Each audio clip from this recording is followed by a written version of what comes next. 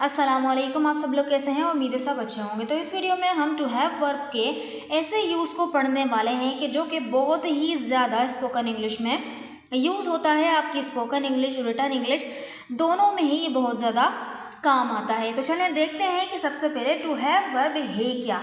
To have verb basically ऐसे sentences बनाने के काम आता है कि जहाँ पर हम किसी के पास किसी चीज़ के होने या मिल्कियत को जाहिर करने के लिए इसका यूज़ करते हैं और इसका अपने मतलब के पास होने का सेंस निकलता है।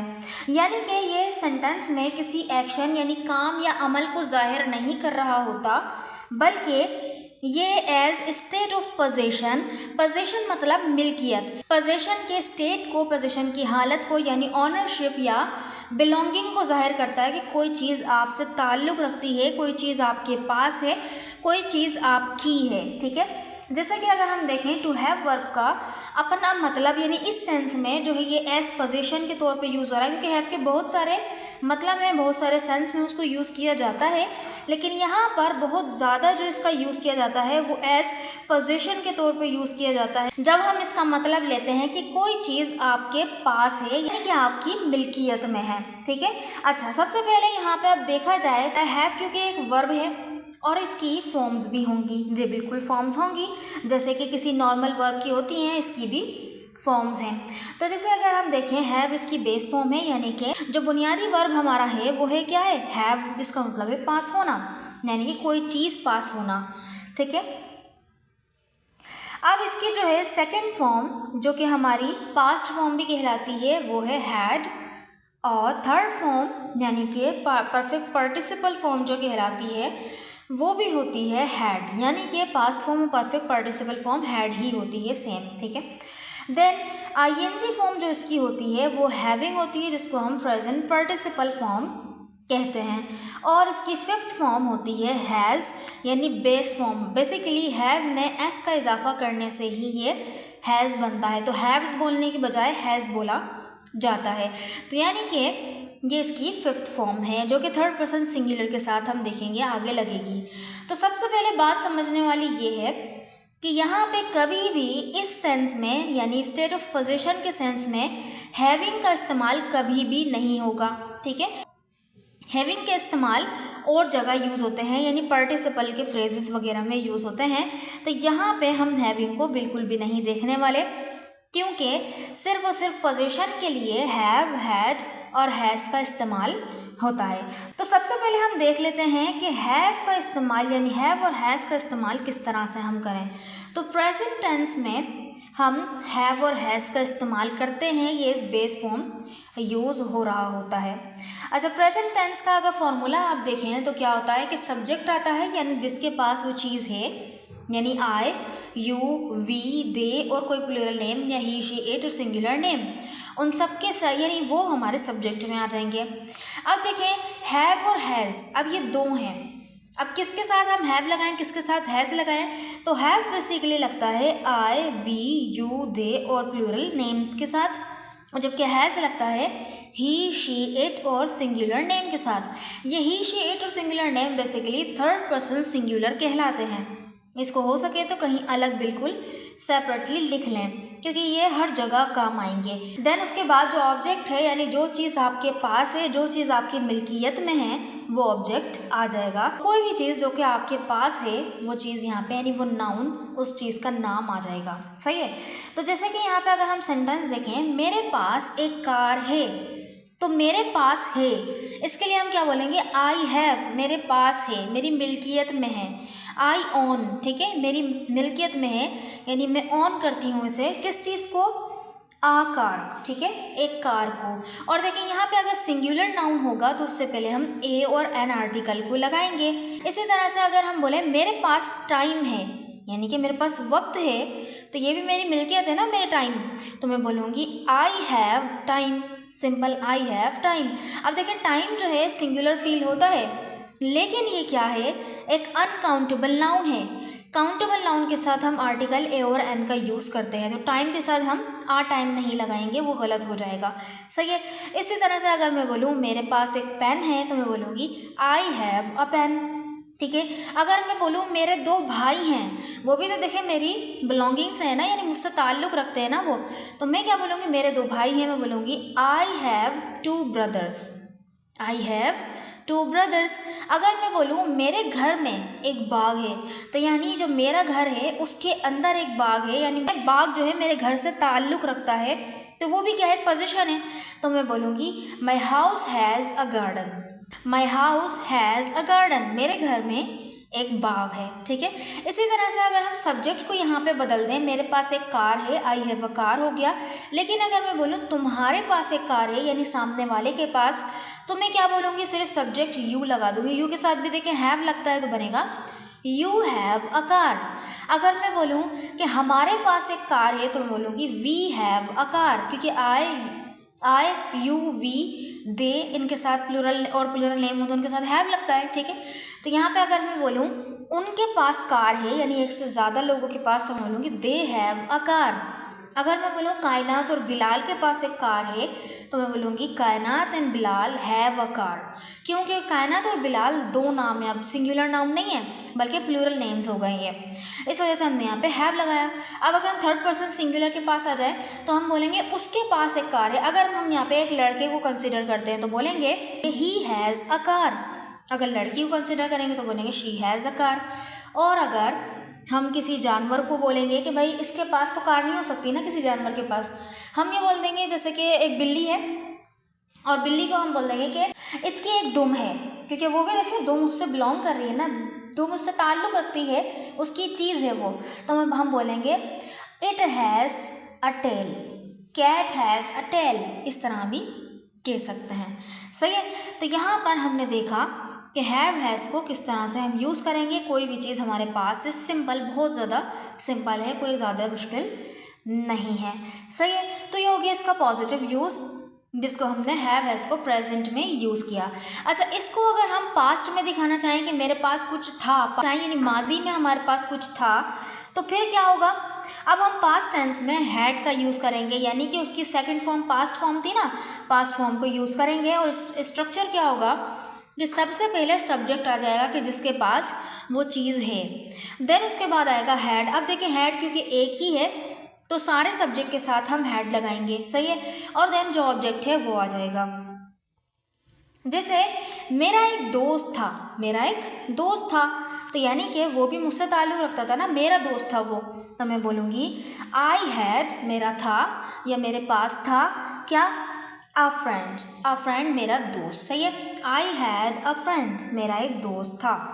अगर मैं बोलूँगी तुम्हारा एक दोस्त था, तो बनेगा यू हैड अ फ्रेंड। अगर मैं बोलूँगी उसका एक दोस्त था, तो ही हैड अ फ्रेंड। अगर लड़की को बोलूँगी शी हैड अ फ्रेंड। अगर मैं बोलूँगी उनका एक दोस्त था, तो बोलूँगी दे हैड अ फ्रेंड। सही है। इसी तरह से सारे सब्जेक्ट के साथ हैड लगाएंगे, सिंपल है। हैव और हैज़ का यूज़ अगर आपके सर में दर्द है या कोई भी चीज़, कोई बीमारी है या कुछ भी इस तरह का चीज़ है, वहाँ पे भी हम हैव हैज़ हैड का यूज़ कर सकते हैं। जैसे अगर मैं बोलूँ उसके सर में दर्द था, तो मैं बोलूँगी she had a headache, she had a headache. अगर मैं बोलूँ मेरे सर में दर्द है, अगर प्रेजेंट में बोलूँगी तो हैव हैज़ लगेगा, लेकिन आई के साथ तो हैव लगता है, तो बोलूँगी आई हैव अ हेडेक, मेरे सर में दर्द है, मुझे बुखार है, तो बोलूँगी आई हैव अ फीवर। सही है। तो इस तरह से हम अगर किसी बीमारी को दिखाने के लिए भी जो है हैव हैज़ का यूज़ कर सकते हैं। आगे बढ़ते हैं और हम देखते हैं फ्यूचर में अगर हम किसी चीज़ के कुछ होने की बात करेंगे कि हमारे पास कुछ होगा, तो फिर हम क्या बोलेंगे। तो बेसिकली फ्यूचर के लिए हम विल लगा देंगे, और कुछ पास होगा तो हम उसके लिए पास होने के लिए हैव का यूज़ करेंगे। तो विल हैव यानी हमारे पास कुछ होगा, लेकिन इसका स्ट्रक्चर क्या होगा, सिंपल, सब्जेक्ट के बाद अब विल हैव आएगा और विल हैव के बाद अब ऑब्जेक्ट आएगा। सही है। जैसे कि हम यहाँ पे बोले मेरे पास काम होगा, मेरे पास काम होगा, तो मैं बोलूँगी आई विल हैव, मेरे पास होगा क्या, काम, यानी कि करने के लिए काम होगा ना, work to do, I will have work to do. अच्छा, जैसे कि मैंने अभी आपको बताया कि कोई बीमारी हो, कोई चीज़ इस तरह की हो, तो वहाँ पे भी हैव हैज़ का यूज़ करते हैं। इसी तरह से अगर किसी इंसान के जो बॉडी पार्ट्स हैं या किसी चीज़ के बॉडी पार्ट्स हैं या फिज़िकल फीचर्स हैं, इनके लिए भी जो है हम हैव हैज़ का यूज़ करते हैं। जैसे कि अगर मैं बोलूँ कि मेरी आँखें नीली हैं, तो मैं बोलूँगी आई हैव ब्लू आइज़। अभी मेरी आँखें तो मेरे से ही ताल्लुक़ रखती है ना, और मेरी आँखों का कलर क्या है, ब्लू है तो मैं बोलूँगी आई हैव ब्लू आइज। सही है। इसी तरह से अगर मैं बोलूँ मेरे बाल लंबे हैं तो मैं बोलूँगी कि I have long hair, I have long hair. सही है। इसी तरह से अगर मैं बोलूँ कुत्ते की दुम लंबी थी, पास्ट में चले जाएं तो बोलेंगे the dog had a long tail. ठीक है। अच्छा, ये तो हो गए बॉडी पार्ट्स वगैरह यानी फिजिकल उसके लिए भी। सही है। इसी तरह से अगर हम एब्स्ट्रैक्ट थिंग्स यानी कि अगर हम बोलना चाहें कि मेरे पास एक ख्याल है तो इसके लिए भी हम जो है इसका ही यूज़ कर सकते हैं हैव इसका। जैसे अगर मैं बोलूँ मेरे पास एक ख्याल होगा, फ्यूचर में चली जाऊँ, मैं बोलूँगी I will have an idea, I will have an idea, मेरे पास एक ख्याल होगा। सही है। अच्छा, तो यहाँ पे हमने देखा कि हैव को हम किस तरह से पोजीशन के लिए यूज़ कर सकते हैं। पॉजिटिव सेंटेंसेस देखिए। अब इसको देखते हैं कि नेगेटिव सेंटेंस हम किस तरह से बनाएं जब हम इनकार करते हैं कि हमारे पास कोई चीज़ नहीं है। तो बस हमने प्रेजेंट टेंस के लिए क्या करना है, हैव हैज़ तो ऐसे रहेगा, बस हमने अब क्या करना है, सब्जेक्ट के बाद अब डू और डज यानी हेल्पिंग वर्ब को लेकर आना है। सही है। क्योंकि हैव एज यहाँ पे एज मेन वर्ब काम कर रहे थे यानी एक स्टेट वर्ब के तौर पे काम कर रहे थे, कोई चीज़ हमारे पास है उसको दिखा रहे थे, है ना। लेकिन अब नेगेटिव बनते वक्त हम यहाँ पे हेल्पिंग वर्ब लेकर आएंगे डू और डज को। डू नॉट लगेगा आई वी यू दे और प्लूरल नेम के साथ, जो हैव एज का रूल था वही। सही है। और डज नॉट लगेगा ही शी इट और सिंगुलर नेम के साथ। अब देखें, अब ही शी इट के साथ हमने हेल्पिंग वर्ब यानी डू में डू को ही हमने ईएस लगा के डज बनाया है ना, तो यहाँ पे हम हेल्पिंग वर्ब में चेंजेस कर चुके हैं। तो अब यहाँ पर जो आने वाला वर्ब यानी हैव है ना, वो हैव ही रहेगा, अब हैज़ नहीं आएगा। अब हैज़ नहीं लगाएंगे हम यहाँ पर, डू नॉट के साथ भी हैव लगाएंगे और डज नॉट के साथ भी हैव लगाएंगे। बस चेंजेस क्या होंगे कि सब्जेक्ट में अगर ही शी इट आएगा तो अब डज नॉट लगा देंगे, बस ये चेंजेस करेंगे। ठीक है। देन उसके बाद जो ऑब्जेक्ट है वो आ जाएगा। जैसे अगर यहाँ पे बोले मेरे पास कार नहीं है तो मैं बोलूँगी I do not have a car, I do not have a car. सही है। अगर मैं बोलूँ थर्ड पर्सन सिंगुलर का एक सब्जेक्ट ले लूँ, बोलूँ उसके पास कार नहीं है एक लड़के के पास, तो बोलूँगी he does not have a car. अब हम यहाँ पे ये नहीं बोलेंगे he does not has a car, नहीं, गलत। क्यों? क्योंकि हम हेल्पिंग वर्ब में अब चेंजेस कर चुके हैं, अब मेन वर्ब में कोई चेंज नहीं करेंगे। सही है। अच्छा, आगे बढ़ते हैं पास्ट में, यानी अगर पास्ट का नेगेटिव होगा तो बस क्या करेंगे यहाँ पर, अब यहाँ पे हेल्पिंग वर्ब आएगा डिड नॉट। डू की पास्ट फॉर्म डिड होती है तो वो पास्ट फॉर्म अब यहाँ पे आ जाएगी डिड नॉट हेल्पिंग वर्ब के तौर पे। सब्जेक्ट के बाद डिड नॉट, देन हैव और फिर ऑब्जेक्ट। ठीक है। अब यहाँ पे देखें, अब हैड नहीं आएगा। क्यों? क्योंकि हेल्पिंग वर्ब में हम चेंजेस कर चुके, पास्ट फॉर्म अब हेल्पिंग वर्ब की ला चुके हैं डिड, तो अब हमें हैव को अब हैड करने की ज़रूरत नहीं है नेगेटिव बनाते वक्त। तो अगर हम बोलें मेरा कोई दोस्त नहीं था, मेरा कोई दोस्त नहीं था, तो बोलूँगी I did not have any friend, I did not have any friend, मेरा कोई दोस्त नहीं था। सही है। इसी तरह से अगर फ्यूचर में अगर हम नेगेटिव बनाएं, अब देखें यहाँ पर जो है हेल्पिंग वर्ब विल मौजूद है फ्यूचर का, तो यहाँ पे सिर्फ क्या करेंगे, विल के बाद अब नॉट लगाएंगे और जो हैव है वो नोट के बाद आ जाएगा। सही है। तो subject then will not have और देन ऑब्जेक्ट। जैसे अगर हम बोलें मेरे पास काम नहीं होगा फ्यूचर में, तो मैं बोलूँगी I will not have work to do, I will not have work to do, और ही शी इट सब के साथ भी हम यही लगा देंगे। सही है। अब आते हैं इंट्रोगेटिव, यानी सवाल अगर हम पूछना चाहें कि किसी के पास कुछ होगा कि नहीं। अब हम देखें इंट्रोगेटिव दो तरह के होते हैं इंट्रोगेटिव। एक होता है कि जिसके अंदर हम यस नो क्वेश्चन करते हैं, यानी कि सामने वाले से पूछना चाहते हैं कि कोई चीज़ आपके पास है या नहीं, तो वो बोल देगा। जैसे अगर मैं बोलूँ कि आपके पास लैपटॉप है, तो सामने बोलेगा हाँ हैगा, या बोलेगा नहीं नहीं है, तो ये क्या है, यस नो क्वेश्चन है। ठीक है। लेकिन अगर मैं बोलूँ आपके पास क्या है, अब वो बताएगा मेरे पास क्या क्या है, मेरे पास लैपटॉप भी है, मेरे पास मोबाइल भी है, मेरे पास ये भी है, मेरे पास वो भी है, तो क्या है, ये डिटेल आंसर हो गया। इसको हम WH क्वेश्चन भी कहते हैं। सही है। तो ये डबल इंट्रोगेटिव भी कहलाते हैं। अब क्या होगा कि इंट्रोगेटिव बनाते वक्त ना, सवाल बनाते वक्त हम हेल्पिंग वर्ब पहले ले आते हैं, तो बस यहाँ पे हम यही करेंगे। प्रेजेंट में डू डज पहले आ जाएगा, डू डज डिड, यानी जितने भी हेल्पिंग वर्ब में डू डज प्रेजेंट का, डिड पास्ट का और विल फ्यूचर का, तो यहाँ पे आ जाएगा। सही है। और फिर उसके बाद आएगा सब्जेक्ट, सब्जेक्ट के बाद अब आएगा हैव, सबके लिए ही हैव है तो सबके लिए ही हैव ही आएगा। सही है। देन उसके बाद हम यहाँ पर ऑब्जेक्ट लगाएंगे कि जो चीज़ हम चाह रहे हैं कि किसको बताएंगे क्या चीज़ आपके पास है। सही है।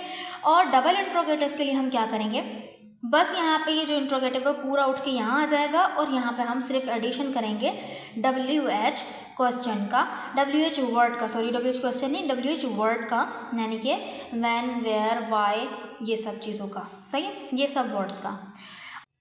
अब जैसे यहाँ पे एक सेंटेंस देखना चाहे, मैं एक ही सेंटेंस लूँगी, पास्ट और फ्यूचर भी बनाऊंगी, यानी प्रेजेंट, पास्ट और फ्यूचर एक ही का। जैसे कि अगर मैं बोलूँ क्या तुम्हारे पास पेन है, तो मैं बोलूँगी do you have a pen, क्योंकि डू के साथ, क्योंकि यू आ रहा था, यू के साथ हमने डू लगाया, do you have a pen. अगर थर्ड पर्सन होगा तो बोलेंगे डज, कि क्या उसके पास पेन है, एक लड़की, तो हम बोलेंगे does she have a pen. सिर्फ हमने हेल्पिंग वर्ब डू में यानी कि डज बना दिया उसको शी के अकॉर्डिंग, सही है। अगर हम पास्ट में चले जाएं, क्या तुम्हारे पास पेन था, तो हम बोलेंगे did you have a pen, सही है। इसी तरह से फ्यूचर में चले जाएं, क्या तुम्हारे पास पेन होगा, तो हम बोल देंगे will you have a pen, सही है, सिंपल। और अगर डबल इंट्रोगेटिव में आ जाए तो हम बोलेंगे तुम्हारे पास क्या है, तुम्हारे पास क्या है, तो हम बोलेंगे what do you have, what do you have, सही है। इसका जवाब क्या होगा, मेरे पास एक लैपटॉप है, तो मैं बोलूँगी आई हैव अ लैपटॉप, तो वो पॉजिटिव का हम आंसर करेंगे उसको। यहाँ पे हमने प्रेजेंट में सवाल किया व्हाट डू यू हैव। अगर हम इसी तरह से पास्ट में करेंगे तुम्हारे पास क्या था, तो हम बोलेंगे व्हाट डिड यू हैव, सही है, व्हाट डिड यू हैव। इसी तरह से अगर हम फ्यूचर में करना चाहें तुम्हारे पास क्या होगा, तो हम बोलेंगे व्हाट विल यू हैव, सही है। तो देखा आपने कितना इजी था। अब यहाँ पे एक सेंटेंस आपके लिए है, इसका पॉजिटिव, नेगेटिव और इंट्रोगेटिव आप बनाइएगा ज़रूर। मुझ में एतमाद है, मुझ में एतमाद है यानी कॉन्फिडेंस है, आई हैव कॉन्फिडेंस, इसको जो है आपने पास्ट में भी बनाना है और फ्यूचर में भी बनाना है और उन सब के नेगेटिव, इंट्रोगेटिव, डबल इंट्रोगेटिव भी बनाने हैं। इतना काम तो आप कर सकते हैं, एज होमवर्क ज़रूर कीजिएगा। अगर आपको ये वीडियो अच्छी लगी है तो इस वीडियो को लाइक करके चैनल को सब्सक्राइब ज़रूर कर लीजिएगा और हमारे 60 डेज स्पोकन इंग्लिश कोर्स को ज़रूर फॉलो कीजिए। ये उसी की ही डे 6 वीडियो है कि जिसके अंदर हम टू हैव वर्ब को एज पोजीशन यानी स्टेट ऑफ पोजीशन पढ़ रहे थे। सही, अदरवाइज हैव के और भी यूजेस है क्योंकि ये एज हेल्पिंग वर्ब भी इस्तेमाल होता है और एज ये पार्टिसिपल फ्रेजेस में भी यूज़ होता है, कई तरह से इसको यूज़ किया जाता है। लेकिन अभी हमने देखा स्टेट ऑफ पोजीशन को दिखाने के लिए। आई होप कि आपको ये क्लियर हो गया होगा। Thank you so much. अल्लाह हाफ़िज़।